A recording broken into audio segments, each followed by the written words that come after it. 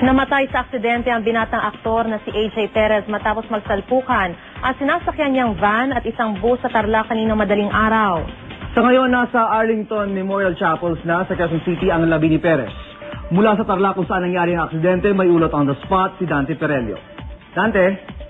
Yes, June Maris, dead on arrival sa Rayos Valentin Hospital sa Paniqui, Tarlac, ang 18 anyos na ABS-CBN talent na si AJ Perez matapos magtamo ng grabing pinsala sa ulo. Pasado hating gabi kanina nang sumalpok sa kasalubong na bus ang kanilang sinasakyang van sa may barangay San Julian, MacArthur Highway, Moncada, Tarlac.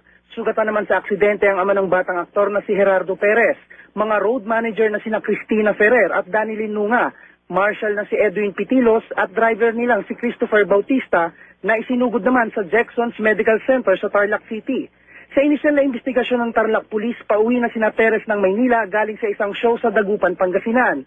Lulan sila ng isang Nissan Urban na kumokonvoy sa isa pang van na kasama nila. Nag-overtake daw ang dalawang van sa isang 10-wheeler truck. Nakalusot ang unang van pero hindi ang sasakyang lulan sina Perez at bumangga ito sa kasalubong na Partas Bus Transit na may plakang UVA 880 at body number 82358. Ayon sa mga otoridad, nakaupo si AJ sa likod ng kanilang driver. Nadali ng husto ang kaliwang bahagi ng kanilang van kaya naapuruhan ng husto ang aktor. Nangaharap ngayon ang 44 anyos na driver ng bus na si Julie Brillantes sa kasong reckless imprudence resulting to homicide with multiple physical injuries and damage to property. Ayon naman kay Brillantes, hindi naman daw niya kagustuhan ng pangyayari. Humihingi siya ng pangunawa sa mga kaanak ni AJ Perez. Gayunman, sinabi rin niya na hindi naman daw matuloy ng kanyang takbo. Sa ngayon ay wala pang pahayag ang Partas ukol sa nangyaring aksidente. Iniluwas na ng Maynila kaninang alas 4 ng madaling araw ang labi ni Perez para iburol sa Arlington sa Quezon City. Alas 5 naman ng umaga nang ilipat ng ospital sa Maynila ang iba pang mga biktima. Yan ang pinakasariwang balita mula rito sa Tarlac City. June Maris. Dante, linawin ko lang, sino ang sumalpok kanino? June, sa inisyal na investigasyon, ang sumalpok ay itong van na sinasakyan ni na AJ Perez sa kasalubong nitong Partas Bus. So anong estado ngayon ng driver, Dante? Detained ba siya o ano? Sa ngayon ay pansamantala itong nakadetine dito sa Moncada Police Station at inihahanda nga ang mga kasong isasampal laban sa kanya. Alright, maraming salamat, Dante Perelio. Ikinalungkot naman ng ABS-CBN ang pagpanaw ng talent nila na si AJ Perez. Sa isang pahayag, sinabi ng pamunuan ng ABS-CBN na nakikiramay sila sa pamilya ni Perez kasunod ng biglang pagpanaw nito. Nananawagan din ng ABS-CBN ang dasal para sa aktor at ng mga naiwan niyang mahal sa buhay. Muling dumagsa ang mga Katoliko sa mga simbahan para gunitain ang Linggo ng Palaspas o Palm Sunday. Hudyat ito ng pagsisimula ng Semana Santa kung saan hinihikayat ang mga Katolikong magtika at mag-ayuno bago ang Pasko ng Pagkabuhay. Mula sa National Shrine of Our Mother of Perpetual Help o mas kilalang Redemptorist of Baclaran Church, may ulat on the spot si Julius Segovia. Julius. Yes, June, dagsa ang mga debotong Katoliko dito sa Baclaran Church para gunitain nga ang Palm Sunday, ang huling linggo bago ang Pasko ng Pagkabuhay. Sa bendisyon ng pari, sabay-sabay na winagayway ng mga deboto ang kani-kanilang hawak na palaspas. Ngayong Palm Sunday, ginugunita ng mga Katoliko ang triumphant entry o ang matagumpay na pagpasok ni Jesucristo sa Jerusalem ilang araw bago ang kanyang kalbaryo. Ito rin ang huling linggo bago ang Easter Sunday sa April 24. Ang 27 anyos sa si Ronaldin Cabrera, kabuwanan na ngayong Abril. Maski hirap maglakad, pinilit niyang makasimba para humingi ng biyaya. Sa di inaasang pagkakataon, nasawi raw ang ikalawang anak niya dahil hirap siyang manganak. Para po may blessing po ni Lord. Auditi pa po kami. Iba-iba naman ang paraan ng pagtitika ng mga deboto ngayong Semana Santa. Holy Week, nag-pray tayo na sana lahat ng kasalanan natin na mawala na yun talaga. Nag-ano kami abstinente. Hindi kami kumakain ng karne, panay peace lang.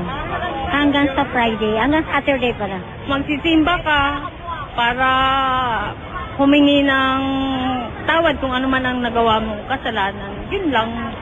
Mabili naman ang palaspas sa labas ng simbahan. Ang presyo depende sa disenyo. 15 pesos ang palaspas na may kasamang istampita, 20 naman ang may disenyong ribbon. At dahil dagsa ang mga deboto, mahigpit ang seguridad na ipinatutupad. Bukod sa 10 pulis mula sa PCP-1 ng Baclaran na nakakalat sa simbahan, may nagbabantay ring civilian police at mga security guard. Wala pa naman daw na itatalang gulo anumang kaso ng nakawan o hold up. So far so good sa ngayon, wala pa namang nangyayaring mga petty crimes dito ngayon. So marami kasing kaming nakadeploy ngayon na mga pulis dito. So, sinisecure namin lahat talaga na wala mangyayaring anong malaki. Mamayang alas 2:30 uli ang misa rito sa Baclaran Church na oras-oras ng susundan hanggang alas 8 mamayang gabi. Samantala, inaasahan naman ng mga pari ng Baclaran Church na dadami ang mga petition na Thanksgiving letters sa pamamagitan ng electronic mail o email ngayong Semana Santa. Mula nang tumatanggap ang simbahan ng mga petition na Thanksgiving letters sa ganitong paraan, nakakatanggap na raw sila ng libu-libong online letters mula sa mga nasa probinsya at mga OFW na nais makapanalangin sa Our Lady of Perpetual Help. Sa mga nais magpadala ng petition sa Thanksgiving Letters June, maaaring i-email ang website ng Baclaran Church sa www.baclaranovena.org. Sa mga oras na ito, June, ay maayos naman ang lagi ng trapiko sa bahaging ito ng Baclaran. Ng southbound at northbound ay parehong nadadaanan ng mga sasakyan. Yan muna ang latest mula rito. Balik sa iyo, June. Seryoso ang MMDA sa pagsuway sa mga lumalabag sa speed limit sa Commonwealth Avenue.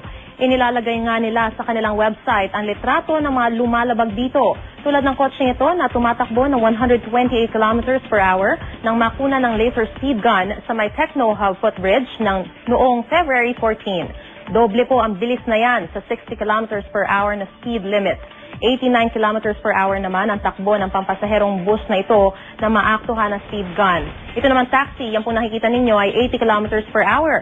Imbis na hulihin sa daan ang mga sasakyan, pinapadala na lamang ng MMDA ang speeding ticket sa mga bahay ng driver. Bahagi ito ng No Contact Apprehension Program ng MMDA. Magandang gabi, Luzon, Visayas at Mindanao. Hatid namin ang pinakamalalaking balitang walang kinikilingan, walang pinoprotektahan, napapanoon at dapat yung malaman. Mula sa buong pwersa ng GMA News, sa iba't ibang panig ng bansa, ito ang Balita Pilipinas.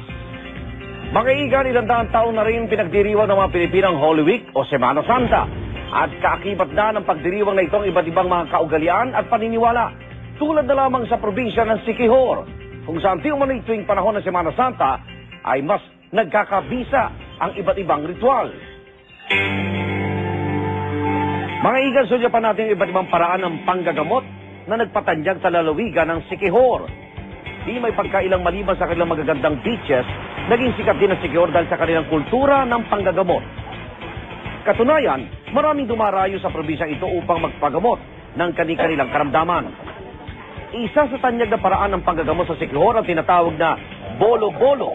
Matatagpuan sa Barangay Ibo, sa bayan ng San Juan ang 86 na taong gulang na si Lola Conching Akay, nakilala sa panggagamot gamit ang bolo-bolo. Gamit ang isang baso, bagakay, tubig at isang bato na umano'y bigay sa kanya ng Santo Niño, kaya raw gamutin ni Lola Conching ang anumang sakit. Maliban sa bolo-bolo, tanyag din ang faith healing sa lalawigan ng Siquijor. Ang 69 na taong gulang na si Renito Gonzaga, o mas kilala sa tawag na Eto, isang faith healer. Pila-pila mga pasyenteng may iba't ibang karamdaman para magpagamot kay Eto. Isang gumagamit ng malaking crucifix sa kanyang panggagamot. Di umano, si Eto ay nakapagpagaling na ng mga may sakit na prostate at breast cancer.